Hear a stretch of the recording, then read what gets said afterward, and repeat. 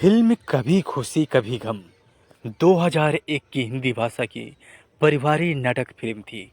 इस फिल्म का निर्देशन करण जौहर ने किया और निर्देशित और निर्मित भी खुद करण जौहर ने किया। अमिताभ बच्चन, जया बच्चन, शाहरुख खान, काजोल, ऋतिक रोशन और करीना कपूर मुख्य भूमिका में थे, जबकि रानी मुखर्जी विस्तारित विशेष उपस्थिति में दिखी थी। फिल्म कभी खुशी कभी गम एक पारिवारिक की भावनाओं से प्रेरित कहानी थी। इस फिल्म का लेखक करण जौहर थे और निर्माता यश जौहर थे। फिल्म का छायांकन किया किरण दियोहंस ने और संपादन संजय संकला ने किया। संगीतकार थे इस फिल्म के जतिन ललित, संदेश शांडिल, आदेश श्रीवास्तव, ये सभी संगीतकार थे। और यश राज फिल्म्स के बैनर तले ये फिल्म बनी और 14 दिसंबर 2001 को ये फिल्म रिलीज हुई। 210 मिनट की ये फिल्म थी। यह घरेलू और अंतर्राष्ट्रीय स्तर पर एक प्रमुख व्यावसायिक सफलता के रूप में उभरी और भारत के बाहर यह फिल्म सबसे ज़्यादा कमाई करने वाली भारतीय फिल्म बनी। और जब तक कि करण जौहर अगली फिल्म कभी अलविदा ना कहना 2006 द्वारा रिकॉर्ड तोड़ा नहीं गया था, इसलिए अगले वर्ष लोकप्रिय पुरस्कार समारोह में कई पुरस्कार जीते, जिसमें 5 फिल्म फेयर पुरस्कार भी शामिल था। इस फिल्म की कहानी की शुरुआत होती है। यशवर्धन यश रायचंद अमिताभ बच्चन एक समृद्ध व्यापारिक टाइकून हैं जो दिल्ली में अपनी पत्नी नंदिनी जया बच्चन और 2 बेटे राहुल और रोहन के साथ रहते हैं। राहुल बड़ा पुत्र है और जन्म के समय यश और नंदिनी द्वारा उसे अपनाया गया था। यह रोहन को छोड़कर रायचंद के घर में हर किसी को पता है कि रायचंद का घर परंपराओं का पालन करता है। बड़े होने पर राहुल यानी कि शाहरुख खान जीवंत अंजलि शर्मा काजोल से मिलता है और अंततः वे प्यार में पड़ते हैं, लेकिन उनका प्यार को मना कर दिया जाता है क्योंकि अंजलि कम आय वाली पृष्ठभूमि से होती है। यश और नंदिनी जल्द ही रोहन कवि मजुमदार को बोर्डिंग स्कूल भेजते हैं, जो उनके परिवार के सभी पुरुषों ने किया है। यश ने राहुल से नैना यानी कि रानी मुखर्जी से शादी करने की अपनी इच्छा की घोषणा किया, लेकिन नैना जान जाती है कि राहुल अंजलि से प्यार करता है और उसके पास जाने के लिए प्रोत्साहित करती है। जब यश को इसका पता चल जाता है तो वो गुस्से में होता है। राहुल अंजलि से शादी न करने का वादा करता है। अपने वादे को बताने के लिए वो जा रहा होता है तो पता लगता है कि उसके पिता आलोकनाथ की मृत्यु हो गई है और अपने पिता के मना करने के बावजूद उसे शादी करने का फैसला करता है। यश शादी के बारे में जानते हैं और राहुल को त्याग देते हैं। नंदिनी, सईदा, फरीदा जलाल राहुल और रोहन की दाई को उनके साथ भेजती है ताकि वो माँ के प्यार से अलग न हो। राहुल बोर्डिंग स्कूल में रोहन को मिलता है और रोहन से पूछने के लिए मना करता है। वो कहा गया या क्यों कहा गया नंदिनी का ख्याल रखने की कहता है।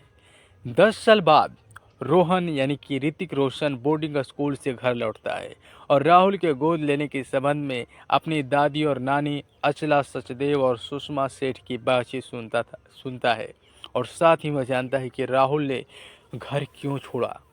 रोहन परिवार को दोबारा जोड़ने का वादा करता है। वो जान जाता है कि राहुल अंजलि और उसकी छोटी बहन पूजा, जिनके साथ अपने बचपन के दौरान एक चंचल रिश्ता साझा किया, लंदन चले गए। वो अपने माता पिता से कहता है कि वह लंदन में आगे की पढ़ाई जारी रखने की इच्छा रखता है। लंदन में राहुल और अंजलि के पास अब अपना बेटा कृष्ण ब्रिजाबायन खान है। पूजा करीना कपूर जो अब एक लोकप्रिय फैशन जुनूनी युवती हैं। किंग्स कॉलेज लंदन में एक छात्र हैं जहां रोहन नामांकन करता है और वो पूजा दोबारा मिलते हैं और उसे बताता है कि वह अपने भाई और भाभी को वापस घर ले जाने के लिए लंदन आया है। पूजा राहुल को बताती है कि रोहन उसके दोस्त का भाई है जिसके पास वर्तमान में रहने के लिए कोई जगह नहीं है। कृष्ण के स्कूल समारोह में भाग लेने से ठीक पहले सईदा और अंजलि उसकी वास्तविक पहचान जान जाते हैं।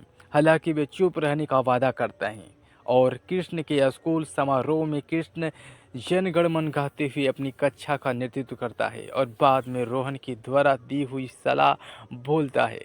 राहुल ने 10 साल पहले रोहन को यह सलाह दी थी। अब वो महसूस करता है कि रोहन उसका भाई है और इसके अलावा रोहन और पूजा प्यार में पड़ते हैं। रोहन ने राहुल से घर आने का आग्रह किया, लेकिन राहुल ने मना कर दिया। पूजा रोहन को अपने माता पिता को लंदन में आमंत्रित करने के लिए आश्वस्त करती है। एक दूसरे को देखकर राहुल और नंदिनी बहुत खुश होते हैं, लेकिन राहुल अभी भी अपने पिता से बात करने से इनकार करता है। यह जल्दी ही जान जाता है कि उसकी मां की मृत्यु हो गई थी और उसकी आखिरी इच्छा थी कि यश, राहुल और रोहन एक साथ उनकी चिता जलाएं। इसलिए पूरा परिवार अंतिम संस्कार में भाग लेता है।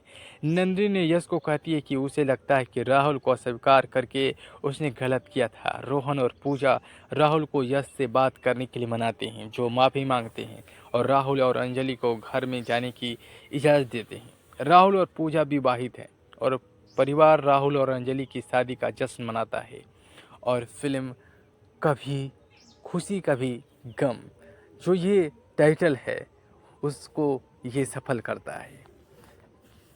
करण जौहर ने इस फिल्म को बेखूबी से लिखा, निर्देशित किया और इस फिल्म में कुछ ऐसे गीत थे जो इस फिल्म को हिट बनाए।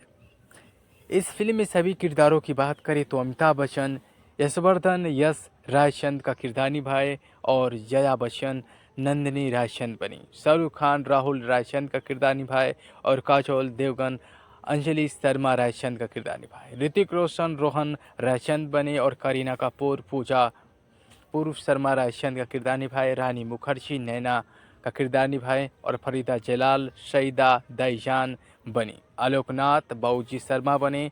असला सचदेव दादी यश की माताजी का किरदार निभाई। सुषमा सेठ नानी नंदिनी की माताजी बनी और जानी लीवर हल्दीराम का किरदार निभाए और हिमानी शिवपुरी हल्दीराम का पत्नी बने और सिमोन सी रुखसार अमर तलवार नैना के पिता, जुंगल हंसराज रोहन का दोस्त बने। तो इस फिल्म में गीत संगीत की बात करें तो संगीत इस फिल्म में तैयार किया यतीन ललित ने। कभी खुशी कभी गम, समीर ने इस गीत को लिखा और लता मंगेशकर ने इसे गाया। बोले समीर बोले चूड़ियाँ, समीर ने इस गीत को लिखा, जतिन ललित ने इसे संगीतबद्ध किया। कविता कृष्णमूर्ति, अलका याग्निक, सोनू निगम, उदित नारायण, अमित कुमार ने इसे गाया। और you are my Sonia, Sameer ने इसे लिखा, संदेश साडिल ने इसे संगीतबद्ध किया और अलका याग्निक, सोनू निगम ने इसे गाया। सूरज हुआ मध्यम, अनिल पांडे ने इसे लिखा, अनिल पांडे संदेश और संदेल ने इसे संगीतबद्ध किया। और अनिल पांडे ने इसे लिखा, संदेश संडिल ने इसे संगीतबद्ध किया, अलका याग्निक, सोनू निगम ने इसे गाया। और इसमें पांचवा गाना था से सावा सावा, समीर ने इसे लिखा, आदेश श्रीवास्तव ने संगीतबद्ध किया, अलका याग्निक, सुनिधि चौहान, उदित नारायण, सुदेश भोसले, आदेश श्रीवास्तव, अमिताभ बच्चन ने इसे गाया। ये लड़का हाय अल्लाह, समीर ने इसे लिखा, जतिन ललित ने संगीतबद्ध किया, अलका याग्निक, उदित नारायण ने इसे गाया। और सातवां गाना था कभी खुशी कभी गम, समीर ने इसे लिखा और जतिन ललित ने संगीतबद्ध किया, सोनू निगम ने गाया। उदासी ने ये गाना दीवाना है देखो, समीर ने लिखा, संदेश साडिल ने इसे संगीतबद्ध किया, अलका याग्निक, सोनू निगम, करीना कपूर ने गाया। कभी खुशी कभी गम, समीर ने लिखा, इसका दूसरा भाग नवा गीत के तौर पर था, जतिन ललित ने इसे संगीतबद्ध किया, लता मंगेशकर ने गाया। और 10वां सोल ऑफ यानी संदेश साडिल व संगीत बजाते हैं। और वंदे बंकिम चंद्र चटर्जी द्वारा संदेश, कविता कृष्णमूर्ति, यानी कि इस फिल्म में राष्ट्रीय जो गीत है वंदे मातरम, उसे गाया जाता है कविता कृष्णमूर्ति, उषा उत्थप के द्वारा और संदेश साडिल ने इसे संगीतबद्ध किया। तो बहुत खूबसूरत फिल्म थी कभी खुशी कभी गम। हालांकि यह फिल्म रुलाती है, क्योंकि हमारी हिंदी सिनेमा में कई ऐसी फिल्में हैं जो कभी हंसाती है कभी रुलाती है, लेकिन ये फिल्म का जो आप टाइटल है कभी खुशी कभी गम, इस बात से समझ सकते हैं कि फिल्म कभी खुश कर रही है कभी गम दे रही है। तो ये जो इस फिल्म के निर्देशक हैं उन्होंने इस फिल्म को वही टाइटल दिया है और इस फिल्म के टाइटल के अनुसार ही इस फिल्म की कहानी भी चलती है। ये फिल्म आपने देखी होगी क्योंकि ये पारिवारिक फिल्म है और ये वास्तविकता को जाहिर भी करती है।